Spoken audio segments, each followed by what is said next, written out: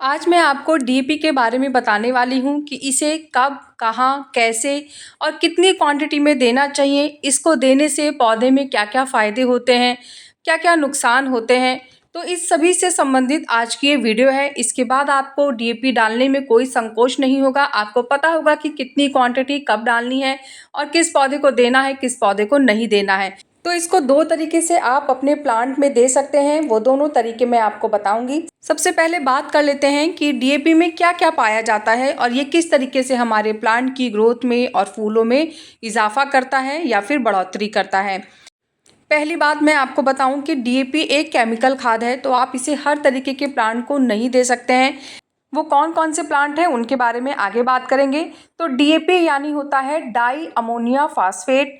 DAP में 46% phosphate पाया जाता है और 18% इसमें नाइट्रोजन पाया जाता है। फॉस्फोरस का काम होता है जड़ों को तेजी से विकसित करना, साथ ही साथ प्लांट में जो भी फूल हैं, कलियां हैं, उनके साइज को बढ़ाना। तो फॉस्फेट बहुत ही अहम रोल मतलब प्ले करता है, क्योंकि जितनी जड़ें मजबूत होंगी प्लांट ऊपर से उतना ही ज़्यादा स्ट्रांग होगा। तो इसीलिए जड़ों को मजबूत करने के लिए फॉस्फोरस देना बहुत ज़रूरी है। और फॉस्फोरस हमें कहाँ से मिलता है? डीएपी से। 46% मतलब जानिए कि बहुत ज़्यादा मात्रा में पाया जाता है। क्योंकि इसमें फॉस्फोरस ज़्यादा है, इसीलिए इसकी क्वांटिटी कम देनी चाहिए। ये केमिकल है तो इसको हमेशा रिपीट नहीं करना चाहिए। और साथ ही साथ नाइट्रोजन है, तो नाइट्रोजन क्या करता है? प्लांट की ग्रोथ को बहुत तेज़ी से बूस्ट करता है। नाइट्रोजन से नए-नए प्लांट्स आते हैं, नई-नई ब्रांचेस निकलती हैं, न्यू ग्रोथ बहुत तेज़ी से प्रमोट करता है। तो इसीलिए डीएपी बहुत ही फ़ायदेमंद और बहुत ही ज़्यादा तेज़ी से असर दिखाने वाली खाद है। तो क्योंकि ये केमिकल है, इसकी बहुत ज़्यादा क्वांटिटी प्लांट को नुकसान पहुंचा सकती है। देखिए, डीएपी 2 तरीके की आती है, एक बड़ी डीएपी आती है, एक छोटी डीएपी आती है। मेरे पास जो डीएपी है वो छोटे दानों वाली है, तो इसकी जो मात्रा है वो हम थोड़ी बढ़ा सकते हैं, लेकिन जो बड़ी डीएपी होती है उसकी मात्रा तो बहुत ही कंट्रोल में रखना होता है। तो आप देख सकते हैं, ये मेरा छोटा सा प्लांट है और ये कैलेंडुला का प्लांट है। इस पे मैंने 7 दाने 6 से 7 दाने डीएपी के लिए हैं, क्योंकि ये बहुत छोटी है। अगर आपके पास बड़ी वाली डीएपी है तो यहाँ पे आप सिर्फ और सिर्फ 3 से 4 दानों का इस्तेमाल करेंगे, इससे ज़्यादा बिल्कुल भी नहीं करना है।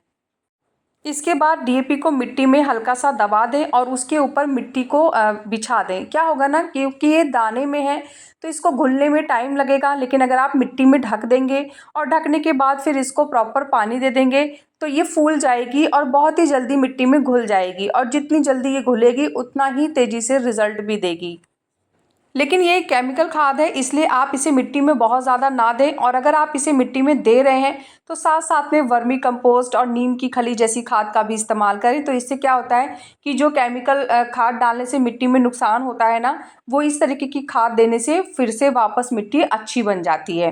तो इसको आप महीने से 1.5 महीने में एक बार दे सकते हैं, बहुत ज़्यादा देने की ज़रूरत नहीं है, क्वांटिटी मैंने आपको बता ही दी है। इससे क्या होता है, फूलों के साइज़ बड़े होंगे, जड़ें विकसित होंगी, फूलों का रंग बहुत सुंदर आएगा और जो ग्रोथ होती है वो बहुत तेज़ी से होगी।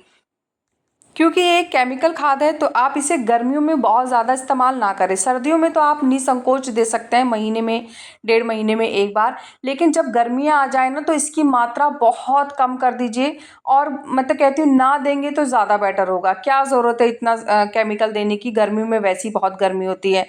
आप चाहें तो इसे इंडोर प्लांट्स में भी दे सकते हैं, जैसे कि एरिका पाम है हमारा, मनी प्लांट है, और इस तरीके के जितने भी इंडोर प्लांट्स होते हैं उन सब में आप डीएपी दे सकते हैं। बहुत ही अच्छा रिजल्ट आता है, मतलब कोई आपको निगेटिव असर देखने को नहीं मिलेगा। तो ये तो हो गया कि हम एक तरीका जो डीएपी को देने का, ये बहुत आसान है, सरल है और तुरंत आप दे सकते हैं। अभी मैं आपको दूसरा तरीका बताऊंगी कि अगर आप दूसरे तरीके से देना चाहें तो उससे भी बहुत ही अच्छा रिजल्ट मिलता है, और साथ ही साथ में कुछ चीज़ें और ऐड करने के बाद ना जो उसका असर होता है वो दुगना और 4 गुना हो जाता है। तो उसके लिए हमें कुछ चीज़ें और उसमें ऐड करनी पड़ेंगी, तो वो क्या है, चलिए अब मैं वो भी आपको बता देती हूँ। तो इसके लिए सबसे पहले मैंने यहाँ पे सरसों की खली ले ली है। आप यहाँ पे वर्मी कंपोस्ट या गोबर की खाद का भी इस्तेमाल कर सकते हैं।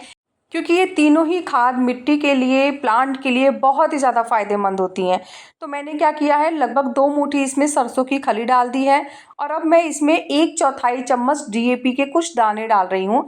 1/4 चम्मच से क्या होगा कि इसकी क्वांटिटी ज़्यादा नहीं होगी और जो इसको देने से प्लांट में जो फ़ायदे होते हैं वो भी हमें मिल जाएँगे। तो क्योंकि मैंने आपको पहले भी बताया है कि ये केमिकल है, तो इसकी डोज़ बहुत ज़्यादा नहीं देनी चाहिए, इसलिए सिर्फ़ 1/4 ही देना है।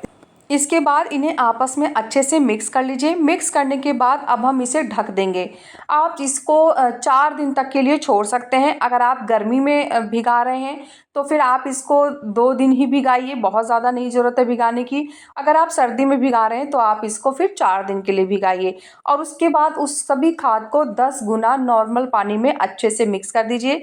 इसकी प्रॉपर वीडियो मैंने पहले भी आप लोगों के साथ शेयर की है, तो अगर आपने नहीं देखा है तो मैं आई बटन पे लिंक लगा दूँगी, नहीं तो आप मेरे चैनल पे जाके भी देख सकते हैं। ये जो खाद बनी है ना, ये बहुत ही पावरफुल, बहुत ही असरदार है। इसमें मैंने नीम की खली और लकड़ी की राख है वो भी मिक्स की है, पर मैं डिटेल वीडियो नहीं दिखाना चाह रही थी क्योंकि वीडियो फिर बहुत लंबी हो जाती। तो इसलिए अगर आप सब कुछ जानना चाहते हैं तो आप जाके वीडियो देख सकते हैं। अब ये खाद जो हमारी बनी है, इसमें बहुत ही ज़्यादा पोषक तत्व है प्लांट्स के लिए।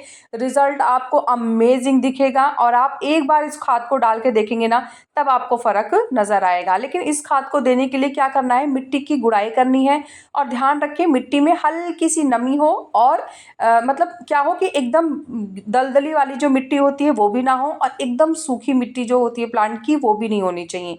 ऐसा हो कि ऊपर से मिट्टी ड्राई दिखे, लेकिन जब आप उसकी गुड़ाई करें तो नीचे से आपको हल्की हल्की सी नमी दिखे मिट्टी में।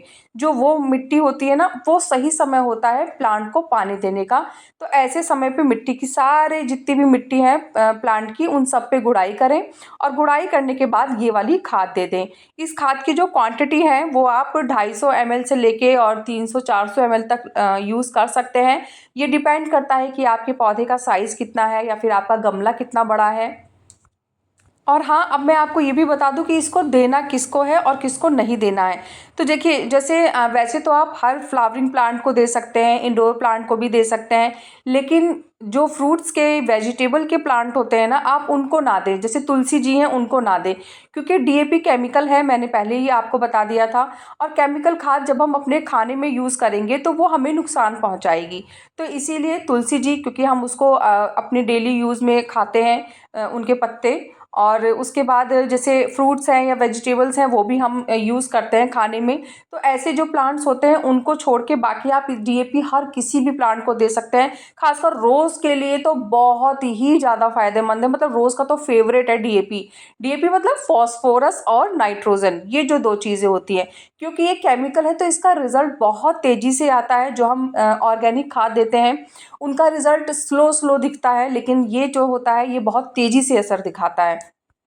लेकिन जब भी आप केमिकल खाद दें तो उसके साथ साथ मैंने आपको बताया है वर्मी कंपोस्ट, गोबर की खाद या सरसों खली जैसी चीज़ों का इस्तेमाल बीच बीच में करते रहें। तो मिट्टी से जो पोषक तत्व छिन जाते हैं केमिकल खाद की वजह से, वो वापस उनको मिलते रहते हैं। तो इससे हमारी मिट्टी की क्वालिटी अच्छी बनी रहती है। डीएपी से संबंधित सारी जानकारी मैंने बता दी है। इसके बाद भी अगर कोई क्वेश्चन, कन्फ्यूज़न रहता है तो आप मुझे कमेंट कर सकते हैं। कैसा लगा मेरा आज का ये वीडियो, मुझे ज़रूर बताइएगा। अगर आपको वीडियो पसंद आया है तो वीडियो को लाइक करिएगा, चैनल को सब्सक्राइब करिएगा। मिलते हैं फिर नेक्स्ट वीडियो में, तब तक के लिए बाय, टेक केयर।